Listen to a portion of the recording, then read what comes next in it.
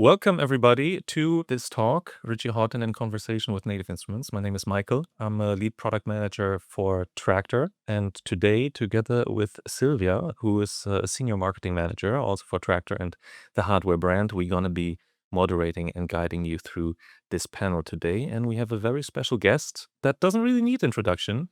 Icon within the electronic music scene, innovator when it comes to music, technology, performance. Richie Hawtin, welcome. Pleasure to have you here. Thanks for having me.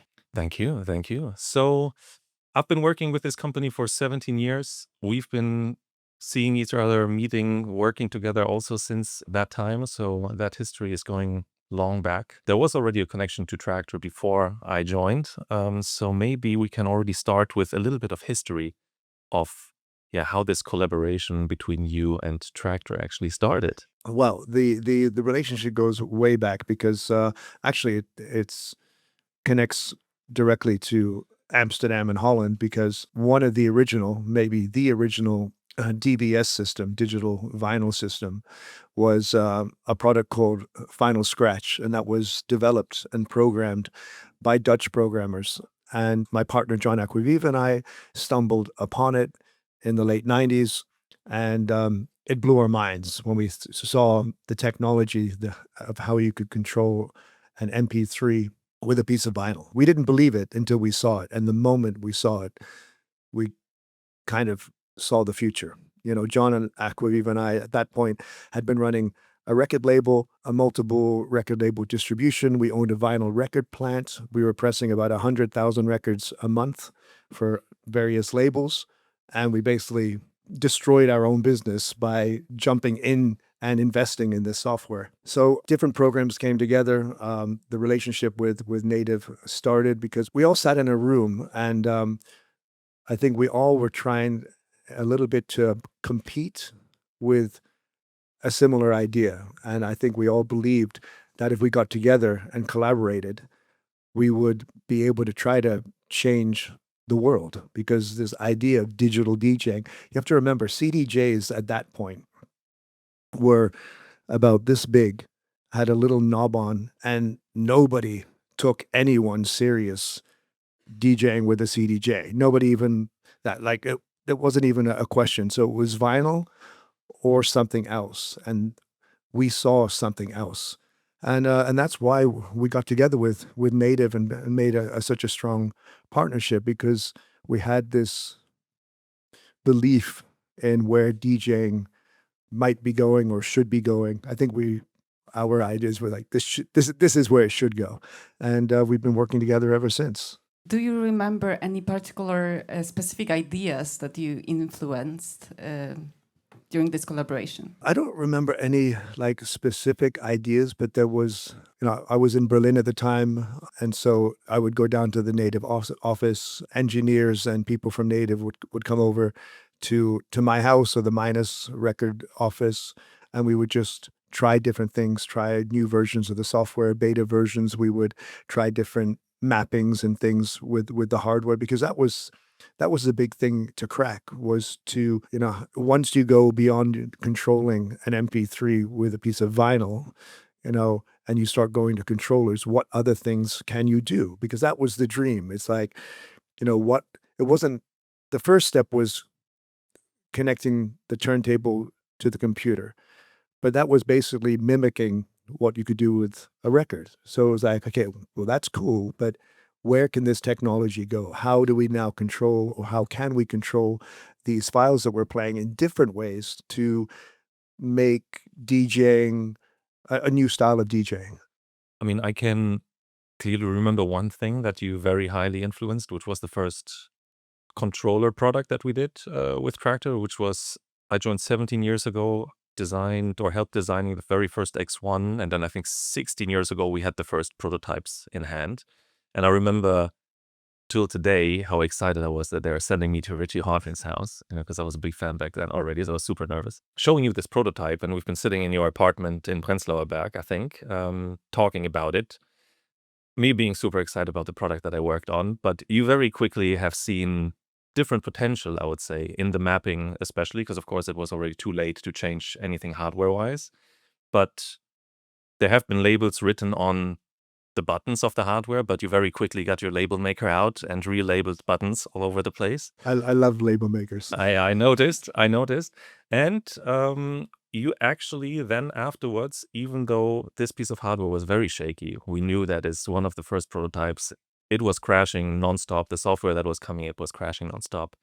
And you still decided to play out with it. And we actually have some footage, so I'll take a minute of your time to show you this very special moment of you using that product. I mean, try to spot the label maker precision.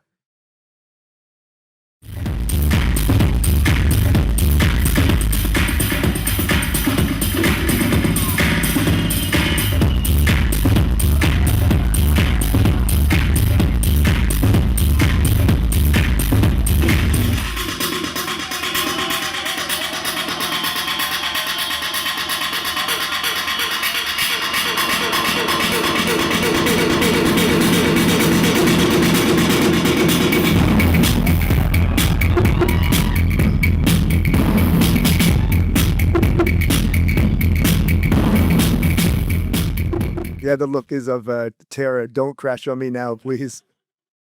And I think it was close. Yeah. You know, throughout my career, I've been lucky to be involved with software updates or new programs, new hardware, some in conjunction with Native or other companies, developing my own DJ mixer. And part of that is I always have been fascinated by our use of technology and playing music back, or even technology and entertainment. You know, for me, a new record or a new piece of equipment is the same thing. And I kind of treat them the same way. If I hear a new record, I usually hear it, you know, now on my computer or at the record store. You listen to it quickly once, maybe just, this is great, I'm going to play it tonight. And then the first time you play it, for me, is in front of the crowd. And then you're kind of going with it. You know, you have a feeling that that's a great record. Now is the right moment. And it's the same with technology. As soon as I see something new, I want to try it. I want to try it in a real life situation. And it's also about timing. Sometimes you just know that now is the moment for that type of technology. And I mean, what was driving you, especially around the X1? Because I like the analogy to a record. While with a record, there's a very small chance that it will just stop playing after a couple of minutes. While with this piece of tech, I think everybody was very aware that there's a very, very high risk using it out. And you've been so far ahead of using the original X1 in comparison to anybody else, because I think that was still months before the official release. Like what kind of bought you in to actually take that risk? I like being the first one to use something. So I was like, it, let's try it. Like, I think the other thing that fascinates me since the very beginning of my journey in electronic music and DJing is the interface. You know, for a long time, I loved the feeling of vinyl, but trying out a device like the X1 or something, you can map it and label it at home, but until you go into a real life situation, that's when you know if you've made the right mapping. Like, it's also, I remember when I went again to John Aquaviva's house in like 1989 and sat in front of a 909. Like, it wasn't only the sounds of the 909 that I liked, it was the interface that you could manipulate sound really quickly, intuitively, and kind of transfer an idea that you had in your head quickly into a sound. And that's really what I'm searching for when I'm DJing, and the type of tech or software that I'm looking for when I perform. Over the course of the years, your setup has evolved, and yeah, could you maybe walk us through some key gear milestones? Okay, it's in no particular like order of importance, but what comes to mind? Like, when I first started going into the computer, I kind of mimicked my hardware setup. So actually, those early days, I had two computers, one running Traktor and another one running Ableton for effects and things. And basically, Traktor mimicked the 100 kilos of records that I was carrying along, and Ableton mimicked these 909s and effects that I used to carry, you know, all this equipment along with me. And then over time, a big thing was being able to get a computer, a laptop that was powerful enough to run everything on. Different sound cards over time changed, mixers changed. Of course, I was on the Zone 62 in the early days, then to the 92, and then to the Model 1. X1s. I've been on the Allen and Heath K2s for quite a while.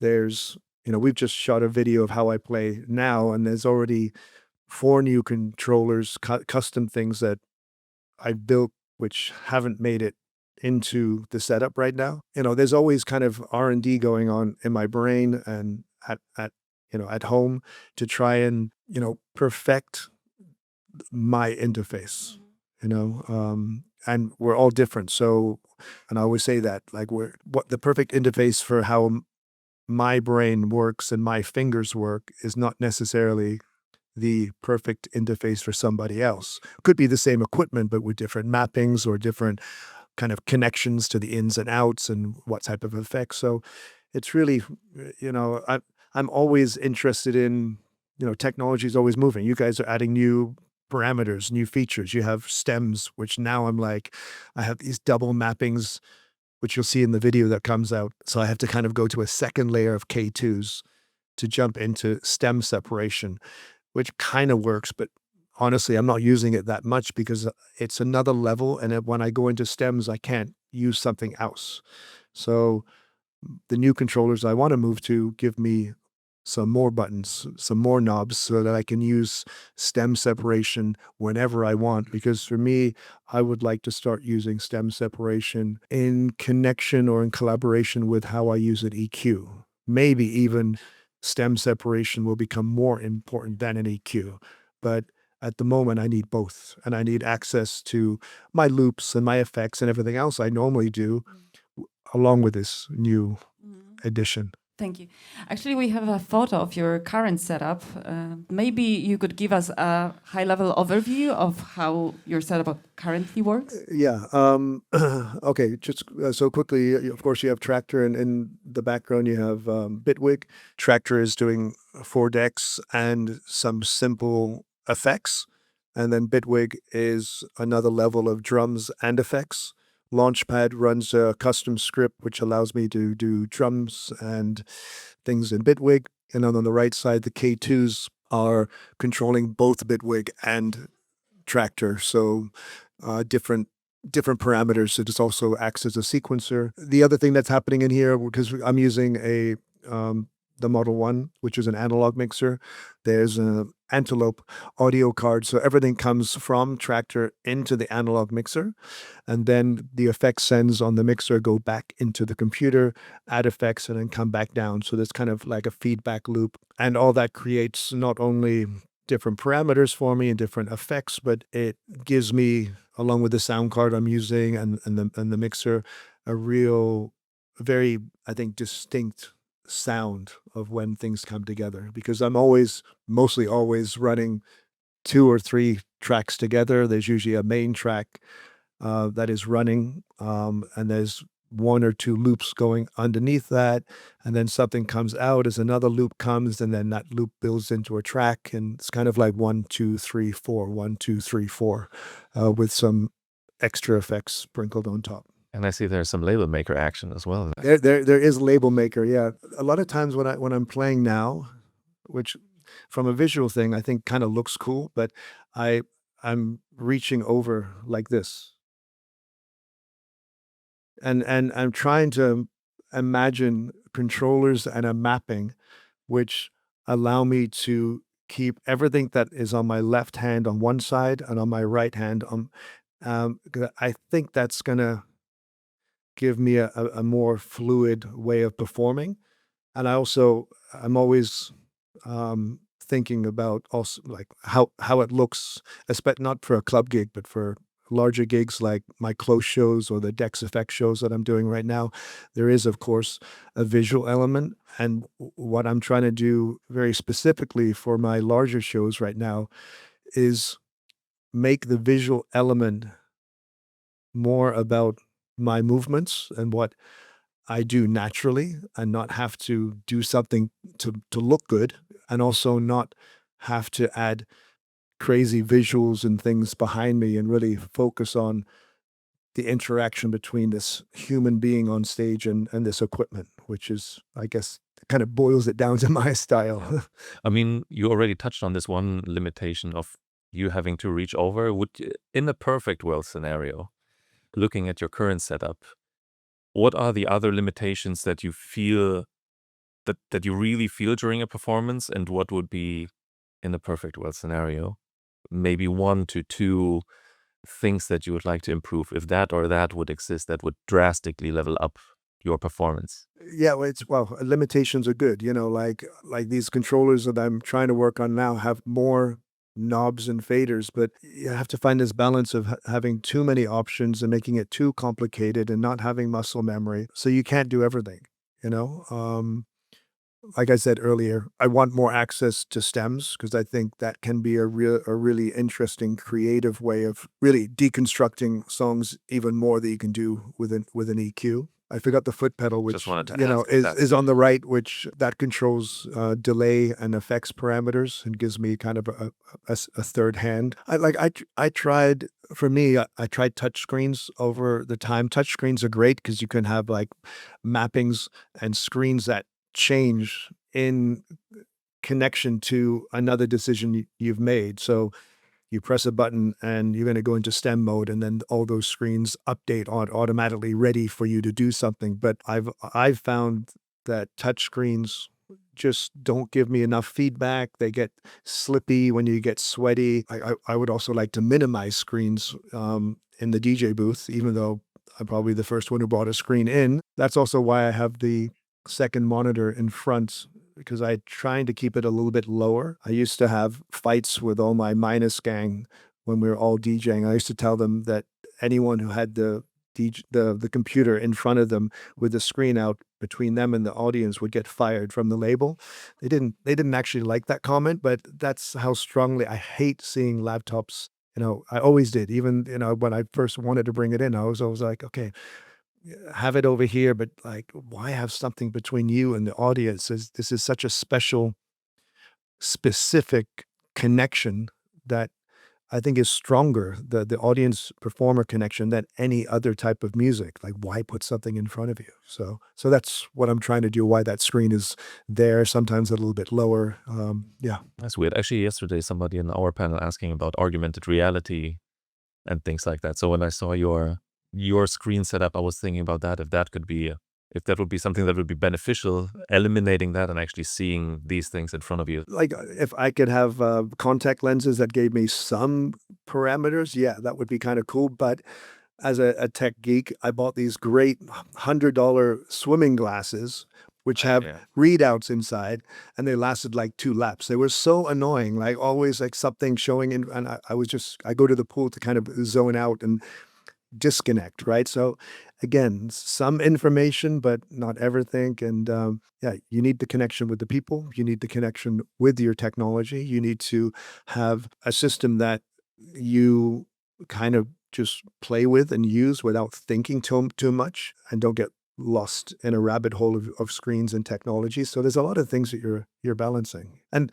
you plug a turntable in and it works. It's amazing. You get feedback, you like everything. Like, that's why it's so popular and such a great way to play music. And when you have all these other parameters, it's up to you as a performer and the artist to find that balance, which just allows you to, lose yourself in front of people and go on a trip together. You mentioned that you're playing quite a few sources during your DJ sets. Is there any particular specific strategy to keep your signal still clean? My signal probably isn't always clean. Like, I like when it gets kind of crunchy, and I'm always kind of pushing this mixer. Like, the beauty of this particular mixer and analog mixers, you can kind of push and get some kind of nice, saturation or distortion. But yeah, that ebbs and flows. I think that's also part of like any great DJ set, even if it's just 2 tracks one-on-one in a very classic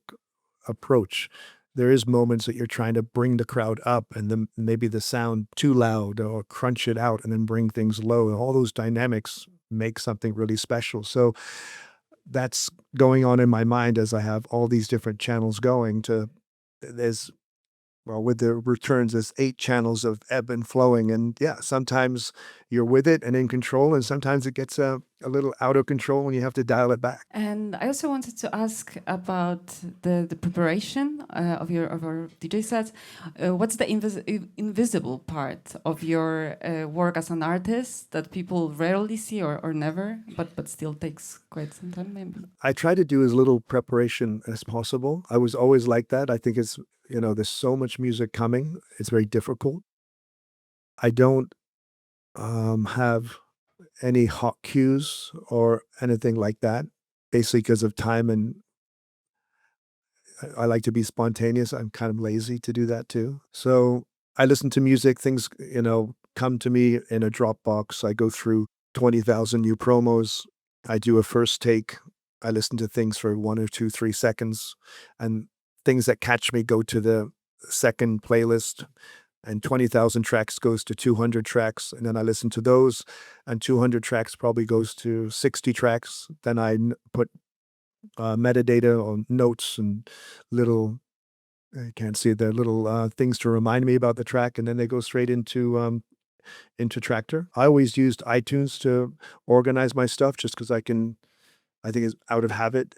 And then once it's in, I date the playlists and with the city. So today's date in Amsterdam, and I just keep adding and kind of just go with it. Like I usually on a set, I always have some, of course, tracks that are my favorites or tracks that I know I can go to, which will simply work or destroy the dance floor. I always have 1 or 2 things for the beginning and the end, but I like to, once I get going, I like to try to explore and see where I go. I always think my best sets and the ones that I enjoy the most are when I've loaded 30, 40, 50 new tracks, and it's the first time I play those out, and I play 1 or 2 things I know, and then I'll try to play all 50 of those tracks, for the first time back, and you're throwing them together, you're seeing what happens, and that that's fun for me. Talking about music, new music that's coming in, we know that you're a strong supporter of new talent in general. I mean, you've been a very strong supporter of A-Slice in the very beginning. We might know your post after A-Slice had to close down. We know that you've been doing this Twitter DJ application that kind of hacked into Traktor, now being called Radar, right? So Yeah, that's another program that runs in the background, which used to take each song that I play. It's very rudimentary. It's not high tech. Basically, it's listening to the Traktor decks, and when a track has been played, I think more than 45 seconds or 1 minute, it takes it as being played, and then it posts it to Twitter. Originally, it was called Twitter DJ. Then Twitter got bought, and they turned their API off, so now it goes over to Telegram. So um, that's something that's, I think we developed that 17, 18 years ago. And it's been very important for me to, yeah, give back and promote the music I play. I get promos, I get demos. I honestly don't reply, or, I don't even download my stuff myself. Everyone knows that.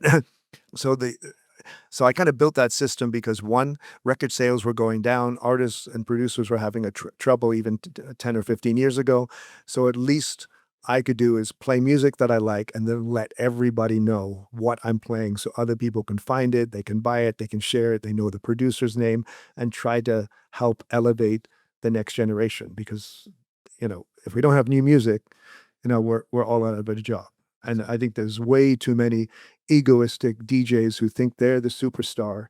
And we definitely, we're creative. We put a lot of work into what we do every night, and we're on tour, and sleepless nights and too many drinks, blah blah blah. But without good music, we're nothing. And I don't think there's enough support for the producers and musicians out there. So. absolutely. I mean, we now have the 2 shots of Oh yeah, that's you that's both. that's the new show, Dex. So part of the show is, again, what I was talking about earlier. It kind of focuses on me as a performer and kind of shadows and human and machines, and then the other stars are the producers and the DJs. Every time I play a track, their name comes up to kind of share the stage with me. And what would you say because I think you're already doing all the right things, but what would you say is the responsibility of somebody like you who has an audience to actually promote and start growing and feeding back into the scene of young talent? Like, do you think that this is something that more people should be doing? No, I think everybody should do that. I think if you're not doing that, you should, like, Yeah. if there was a union of DJs, if you weren't doing that, you should be thrown out. Like, you should not be able to DJ if you do not support the people making the music that you play. And not even, I'm not talking about financially, like, give people credit. Absolutely. And I wanted to ask, what are you looking for in while searching for music that you want to play or release?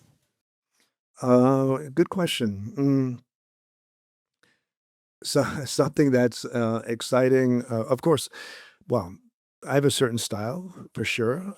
So the crate or my digital crates have everything from Portuguese records from Princiba, which are like, tribally like African techno. I don't even know how to describe it, to, 145 strong techno, minimal, all this. So I have a lot of everything in my crate just in case which way I'm going to go. I still am, if I'm looking for something specific, I like something which is stripped down, which has a couple of weird sounds and a good bass line. And that's actually not so easy to find. I think there's a lot of great records, and especially techno records. I find right now there's a lot of faster ones and a lot of syncopation and a lot of interesting bleeps and blops, but bass lines that really can kind of move and give some pressure, I find a little bit difficult to find right now. I think now people know how to get into your playlists, yeah? Yeah, Or yeah, at yeah, least yeah, yeah. some tips on how to target your inbox. I mean, when it comes to what about the performance side of things, like new artists coming up, feel like everybody wants to be a DJ these days more than at any point in time. It is very easy to get into it, but it's also very easy to just be one within millions, right? Like, what would be your recommendation to people of how they can build a name for themselves? How can they stand out from being one out of a million? Yeah, that's a very difficult question. I think because of the world we live in, everything is so fast paced and of course, visually driven from social media. So I think people expect things to happen very quickly and are looking at the visual element more strongly than anything. I think that's great if you're in a rush and you don't care about longevity. I think if you're really trying to find your own sound and your own style, that takes time, not only musical style, DJ style, also visual style. So all I can say, and it's very, I think very basic, is really, you know, find your own way of performing. It's not necessarily my way of performing. It could be vinyl, it could be CDJs, it could be any other software, but find what speaks to you and what kind of unlocks something which sounds or feels different. I honestly think there's a lot of people, no, let's not say a lot. There's people out there now who are getting a lot of success, but maybe haven't found their own true sound. And we'll see if those people stay around. I think why, some of us have stayed along for so many years now is because we've really somehow over time dialed into something very, very specific, and that just, the more you go down that path, it just carves out your own little area. And it may not be for everybody. And that's the thing. You can't please everybody, but just find what makes you happy, what turns you on, what makes you excited to play, and go for that. And I think that doesn't mean it's always going to be successful right away, but in the long term, I think you'll have more success or at least more happiness because the business and it's so huge. I think now you can say our scene is very cutthroat. There's a lot of things and going on besides music to make it all work. So you got to be strong, and you may get swallowed up. So if you're going to get swallowed up, at least enjoy yourself while you're getting swallowed up. And be patient along the way. Yeah, Yes. patient is give yourself time, but I think that's counterintuitive to what we see and how we live right now. I have one more questions in regards to the future. Where do you see DJ performances going in 5 to 10 years? Is there anything you envision? I think what's really interesting about all the tech that's happening right now in AI is just real-time analysis of what you're playing or how you're playing at that time, and using even AI assistants to kind of be with you as you perform. Like I mean that is like, stem separation should happen in real time. As you're playing something, you should be able to get other things from your collection popping up, which may have, you know, even prepared for you. Like, here's a loop. This is in the same key. Things that you are already giving certain parameters, or it's, AI is listening to your style and giving you more options and opportunities for you to use and make decisions in real time. So I'm not talking about letting tech take over. Just give you things and put them in front of you so that you can make a human decision of whether that's right or wrong with these other humans in front of you, and continue this evolution of performing music. Because we're DJs, right? We play, we create out of other people's music or out of beats and bass lines. And I think we can and will have more access to all that stuff in more of a real time. Like, I'm sure I've said this before, but if I have a connection to 10 great producers, sometimes a producer sends me a track as a demo. I get it on the way to a gig. And if it's really like on fire, I will put it straight into my crate and play it that night. But why can't that pop up and say, hey, this was just being done, or actually is being recorded right now, and pre-listen to it and throw that in, and then even do a live jam, because that producer then gets a ping saying, actually, Hawtin is streaming this into his set right now, and then that person decides to do a dropout. Like, that kind of collaboration, which needs some type of technical AI assistance to make those connections, could be really, really interesting. With that, I'll say massive thank you, Richie, for being here. Yeah, for thank you taking the everyone for time. coming. Thank you so much.